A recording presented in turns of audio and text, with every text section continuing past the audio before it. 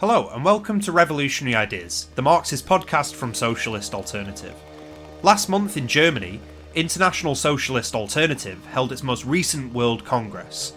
Socialists from all over the world came together to discuss our perspectives, our strategy, and other important areas of work in the struggle against capitalism. We sat down with members of Socialist Alternative in the US who are currently organising in the wake of Donald Trump's recent election victory. And we ask, what does his election represent? What are the prospects for building a fightback of workers and youth in the US? And what does Trump 2.0 mean internationally? This episode was recorded at our World Congress rather than in our usual locations, which means the audio quality is a bit lower than our normal episodes, so we apologise for any background noise, but nonetheless hope you enjoy the episode. So let's go over to Connor. We're here today at ISA's World Congress 2024 with Bia and Erin from the US section of Socialist Alternative. How are you doing? Good. Thanks for having us. Yeah, glad to be here. So obviously in the US it's been a pretty tumultuous period. Everyone around the world's been watching and kind of shocked to see the massive victory for Trump at the elections last month. What does Trump's victory in the elections represent? Why did the Democrats get punished so heavily? Yeah, I mean, it was a major blowout loss for Kamala Harris and the Democrats. And I think that, her moving to the right over the course of the campaign, embracing Liz Cheney, who, opposed Trump on January 6th, but other than that is pretty much on the same page with all of Trump's policies. Embracing somebody from the Republican Party like that really only appeals to a very narrow slice of the electorate, or the Democratic electorate. And there's, millions of young people and working people who want something on the economy. I mean, the economy's really hard for people right now, and Harris pretty much had zero to offer. So I think that's the basic first point about why they lost the election. Yeah, Harris was going around and the Democrats telling everyone that the economy is really great and Joe Biden has done a really good job. And I think, some of the economic figures you look at, that's true, but then you look at the actual experience of working people, families are going hungry, going into debt, rent is more expensive, inflation might be down, but prices are still very high. So I think a lot of people were, really frustrated with that. And I think even seeing that Kamala Harris was de-emphasizing her more popular economic policies because Wall Street was telling her to do that, really got the result that it did. And so I think also people just don't really see the Democrats as actually fighting for other issues either. There was this dynamic of these abortion referendums where in different states where abortion rights were on the ballot, they got more votes than Kamala Harris did. And I think people don't see the Democrats as actually associated with fighting for those rights. Yeah, I mean, obviously at the start of the elections as well, Joe Biden was incredibly unpopular, and them switching to running Kamala for a brief moment seemed to bring about a wave of enthusiasm, but it seems like that was completely squandered through these pro-war figures at the rallies, through kind of playing down all of the most sort of popular elements of the Democrats' program, and it seems like working people really punished the Democrats in that sense.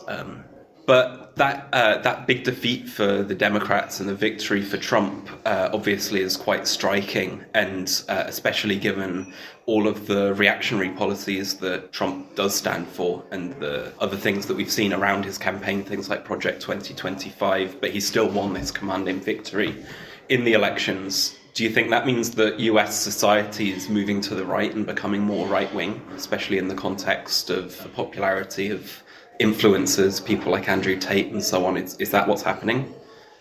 Yeah, I mean, that's a complicated question.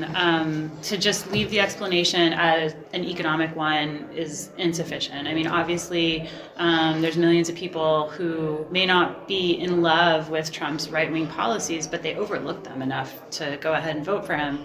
And there's also a number of election results from different states in terms of like ballot initiatives, some of which went a progressive direction, but honestly, quite a few didn't go a progressive direction. And I think that the sort of backlash against, the previous period of Black Lives Matter and, big protests, the right wing has really had this huge backlash against those movements, and it's had an impact.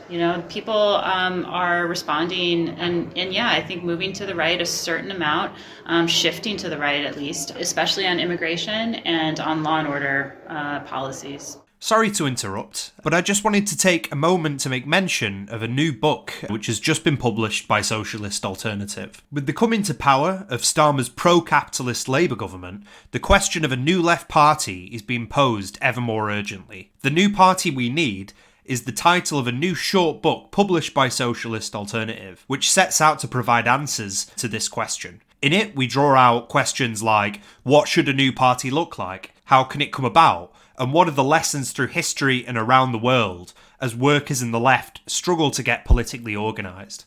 So if you want to get your copy, just go to socialistalternative.info. We're charging £5 plus postage, so get your copy before they run out. Anyway, back to the episode. We saw Trump increase his vote share among Latinos, among Black men, among young people, mostly among young men, but also among young women. And I think that, that's a concerning trend to see. And it has a lot to do with the total absence of a real, fighting, organized left force in society that can, act as a pull of attraction for working people and young people who are watching society just sort of fall apart around us. And, the drive toward more war, climate collapse.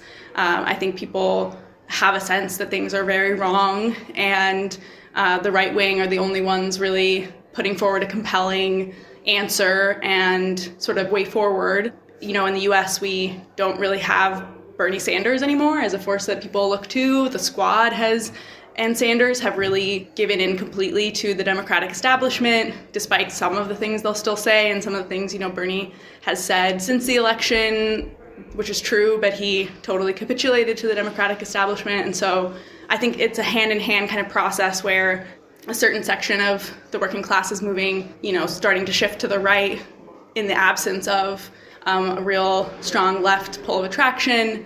But we don't think it's a, permanent process, or that it's not reversible. And that's something that we, have to fight for the right wing to not become like an ingrained feature in people's lives. Because it's one thing to vote for Trump because you're overlooking, his right-wing policies, and, like Aaron said, those issues becoming less central is a problem. But then there's still no left alternative, and people are voting for Trump again, maybe on an even stronger, kind of more committed basis. Then it becomes harder and harder to, win more people away from the right wing. And so, this is a process that's still taking place, but one that we want to try to fight against. Another feature of the election, I very much agree with, what Bia just said, but also the total number of votes that Harris got compared to the number of votes that Biden got in 2020 is, millions less. Mm-hmm. And so maybe some of those people went over to Trump, but I think the more likely explanation for a lot of those people is they didn't see anything on offer in this election that really, looked like it could solve any of their problems, address any of their concerns, whether that was on the economy, whether that was on Gaza, whether that was on abortion, any of the other issues that are facing working people. And, this election was not one that people could be enthusiastic about. And at the end of the day, there is some shift to the right. I think we don't want to put our heads in the sand about that. But there's also the issue that people simply stayed home. I think that's very striking, actually, following the election that we've had in Britain as well, where although the Labour Party won, they also won on the basis of less votes than they actually got in the previous election, because so many people just look at what's on offer and see there's nothing that actually really represents them. And actually, as we're seeing in many countries, a certain section of those people are looking towards right-wing figures. In Britain, Nigel Farage has definitely seen the US election results and looked upon them with like a certain amount of hope for what that means for his future. I think that, understanding the lessons of this election in the US are very important for us being able to confront figures like that in Britain as well. Yeah, so, I mean, obviously Trump is coming into power officially in January, right? And so what do we think a Trump 2.0 administration is going to look like? What sort of things is he going to try and do? What should we be prepared to see? I mean, Trump has promised, starting on day one, mass deportations. His vice presidential candidate, J.D. Vance, was saying that, deporting 1 million undocumented immigrants would be a good start. And so that's certainly something that is on the table. And I think, in general, Trump 2.0 is going to be more organized and more dangerous than his previous administration, which was sort of cobbled together from sort of, some of the Republican establishment and other sort of right-wing figures, and was not the kind of efficient machine that this administration is shaping up to be, with Trump's cabinet picks, who are pretty horrifying. There was a bit of a controversy, or quite a bit of a controversy, with Matt Gaetz, who's a congressman who was accused of sex trafficking of a minor. He has since withdrawn his name from the cabinet, but I think just the fact that Trump, proposed him is very telling, and essentially Trump is filling his cabinet with people who are extremely loyal to what he wants to do. He doesn't want a repeat of last time, where there were instances where the members of his cabinet were, disagreeing with him or going against what he wanted. And so even there's a plan to basically wipe out the kind of top military brass and government officials to replace them with loyalists. And so something I've been thinking about is, in 2020 with the Black Lives Matter protests, Trump wanted to send the military onto the streets of the US to, repress those protests. But the top generals largely disagreed with him and refused to do that. And Trump doesn't want a repeat of that. So I think if there are mass protests, he wants to crush them. And so that's, I think, a little bit of what's in the cards. Absolutely. I think a more organized, more reactionary, more determined, more prepared administration is what we should be expecting and getting ready to oppose. Another thing that I think has been a bit interesting is that, especially since the election, Trump has been, I think he had a call with the right-wing libertarian president of Argentina, Milei, who's enacted massive austerity and cuts in Argentina. And, I don't think that this is what a lot of Republican voters really voted for. They didn't plan on somebody that would make a bunch of cuts to jobs and services and social services and the rest of it. But, Trump is got, the billionaires Elon Musk and Vivek Ramaswamy lined up to head this Department of Government Efficiency. I think that's the name of it, which has the target of cutting something like $2 trillion from the U.S. Federal budget. Now, I'm pretty sure they're not going to be cutting any military spending or any defense spending.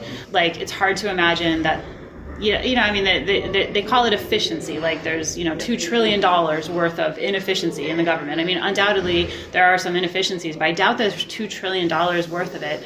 I think that really points to a plan of cutting critical social services, what's sort of left of a social safety net in the United States.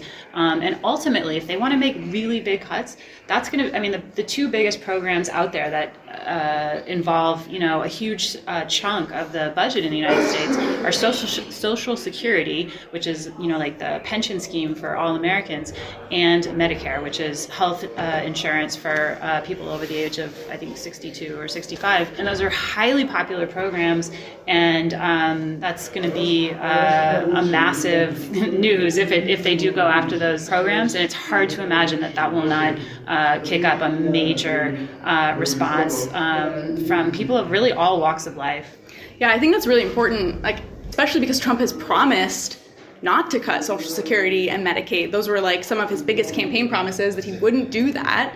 And so I think what's likely to happen on potentially a few fronts is the difference between what a lot of people are expecting out of a Trump administration who voted for him versus what they're actually going to get. And I think Trump made a lot of really, populist kind of promises, like, not cutting these programs, but also, no tax on tips or tax on overtime, and, other things that, sort of he might be able to do that will be popular with certain workers. But on the whole, everything he might pass that is popular is going to be accompanied by a tax. Like, Aaron was saying, there's no way to cut $2 trillion from the federal budget without slashing crucial programs that people rely on. And so I think working people are going to come up against that. And it makes me think of the massive pension struggle in France, where, not to say that that's necessarily what's going to happen in the US, but when these really popular, really important programs are threatened, that can really drive a lot of working people into the streets, drive unions into action. And so we should be prepared also for there to be a real struggle against these attacks, which will be massively unpopular. And we want to, be ready for that.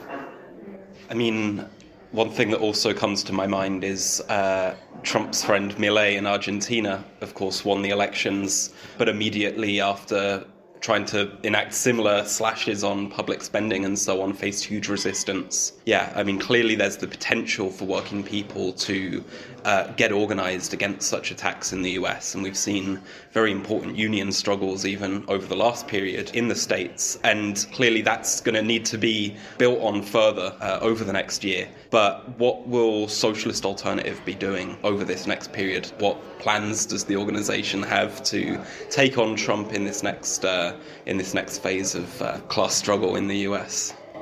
Well, just to go back a couple weeks now, Socialist Alternative organized protests in a number of cities and attended protests that were organized by others in some other cities. And we should recognize that those protests were very, very small and really paled in comparison to the turnout of 2016 when Trump was elected the first time. And that points to there being some real demoralization over Trump's victory. But I think that as time goes on, that sense of demoralization might potentially give way to more people feeling like they need to oppose Trump and what he stands for, especially as some of his first moves become clear. So even though there's not a big mood for protest right now, or there doesn't seem to be, we really believe that continuing to organize some kind of protest, some kind of opposition is really important, and it shows the way forward, because there's not going to be some Democratic Party savior that, the Democrats in Congress are not going to organize themselves to effectively resist Trump's attacks. That's not what happened during his first administration. It was actually the struggles of working people that turned back the Muslim ban, for example. And, it was people flooding into town halls in communities all over the country and screaming at their congressmen that turned back his attacks on Obamacare, which is the healthcare scheme for millions of Americans. So I think we've got to organize, we've got to protest, and that mass resistance is actually the way to effectively oppose Trump and the right. Yeah, I think there's a lot of working people and young people right now asking themselves the question, do protests even work? Does it even matter if we, take to the streets, if we oppose Trump? Because I think, Aaron's totally right. There were 90 million people who didn't vote because they felt like there was nothing to vote for. And, among all the people who didn't vote or voted third party or voted for Harris, that's still the vast majority of the country who are, very scared and angry about what a Trump administration is going to mean. And for us, the answer is yes, protests do work, and Aaron was talking about a few, and it's really important for the labor movement to be involved and to strike, to, sometimes even threatening strikes, but to, use the power of the organized working class to oppose these attacks. And we saw the mass women's march protests in 2017, because it was when Trump was inaugurated the first time. It was, to that point, the biggest protest in U.S. history, then followed by the Black Lives Matter protests. But, really set the tone for the kind of opposition that there was going to be to the first Trump presidency. And that was really important. And then, there were these subsequent protests. But protests have had, a very long history, not just in the U.S., but, around the world. We think that it's really important to, even with these small protests, to mark, an opposition to Trump. And we do hope that those protests grow. And we're going to be organizing actions around Inauguration Day, so protests and walkouts around Inauguration Day early next year. We're building for those, starting now. It is a reality that, I was just reading about some of the Women's March organizers from Trump's first term and that 2017 Women's March. A lot of them are totally demoralized, are not going to organize another Women's March protest because they feel like, what's the point? And especially a lot of, Black women who voted, I think it was 96% of Black women voted for Harris, and are feeling just totally dejected about the future of the country and their place in it. And I think that is a very bad feature of the situation right now, especially without much of an organized left. And so it's not clear how big, these protests are going to be around Inauguration Day, but we think it's still very important to be calling for them and to call on other forces and unions to build for them, to show a way forward. But regardless of what happens on Inauguration Day, we think that, there is real potential for working people to fight back and resist what's going to happen during Trump's term and the other kind of attacks that are coming down, mass deportations. If they try to, deport millions of people from the U.S. in sort of a really rapid way, I think that, there's a potential that there's a lot of opposition to that. And we think, unions should definitely play a big role in forming emergency defense, community defense committees to prevent deportations, to, prevent immigration enforcement from coming into schools and workplaces, and sharing information about immigrants, in workplaces and communities. And so there are a lot of ways to fight back. But I think we want to basically get across the idea that it is possible to fight and it is worth fighting. And so, that's what we're going to be doing. Yeah, well, as many of our listeners know, in Britain we're calling for a new party, a new left-wing party rooted in struggle to take on the right and the political establishment. And I know Socialist Alternative in the US has been raising similar points. Can you tell us a little bit more about that? Yeah, so one of the things we actually didn't mention that was a big feature of this election was the, really brutal genocidal war in Gaza and the mass opposition to that in U.S. society, and especially among Arab Americans. Young people and most working people really oppose what's happening there, and in general, U.S. involvement in that conflict, all the money that's being sent to the Israeli military that's also not going to the essential services and things that we need, that U.S. working people need. So we're calling for, a new left party that is actually, an anti-war party that is, similar to what you just said, a party rooted in struggle, and we need a party that is genuinely committed to fighting for the things that we need, that is also something that people can be involved in. I mean, that just doesn't exist at all in the U.S. and, in a lot of other places too, is a party where working people can democratically decide the way forward and debate, the program and hold elected officials accountable. And so if you're going to run as part of this party, you need to be accountable to the democratically decided program. And if you betray the interests of working people, you can be, recalled. I think that, that kind of party is what a lot of people desperately want and need in the U.S. And so, we think that fighting for that and starting to build that, lay the groundwork for that now is really important. Yeah, I mean, I think that just anecdotally, talking to people on the street, asking people to come to our public meetings to discuss, how do we understand the Trump victory? How do we oppose Trump? People are just done with the Democrats. It's not really like you have to make a huge argument to them. When you say, I think we need a new party, their heads just start nodding, So, this is working people in America clearly need their own party. The Democrats totally represent the capitalist class, the big corporations. That's who pours money into their campaigns, and so that's why they do the bidding of those corporations. So, it's absolute need as soon as possible. It's just a big question as to what forces in society can help bring such a party into existence.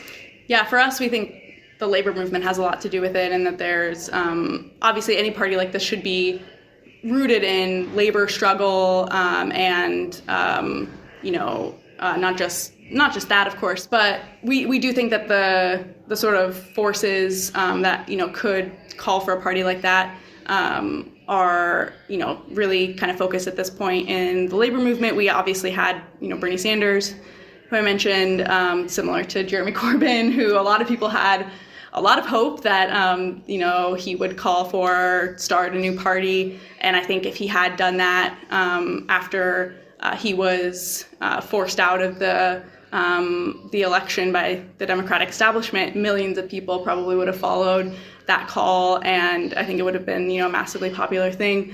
But that's not the case anymore. And so as more people are looking to the labor movement and to their workplace as a site of struggle where they can fight for gains and to push back against the decades of attacks on working people and losses for the working class, we think that there's a lot of potential to build something rooted in the labor movement. And Connor, you mentioned there have been a lot of really exciting strikes and labor actions taking place in the U.S. And so there's a lot of, I think, potential to build on that and to build toward an organized political expression of, the struggle that workers are taking on in their workplaces. I think the labor movement needs to take up political demands as well, and we need to bring those things together. Thanks for tuning in to this episode of Revolutionary Ideas. To hear more and make sure you don't miss an episode, make sure you subscribe.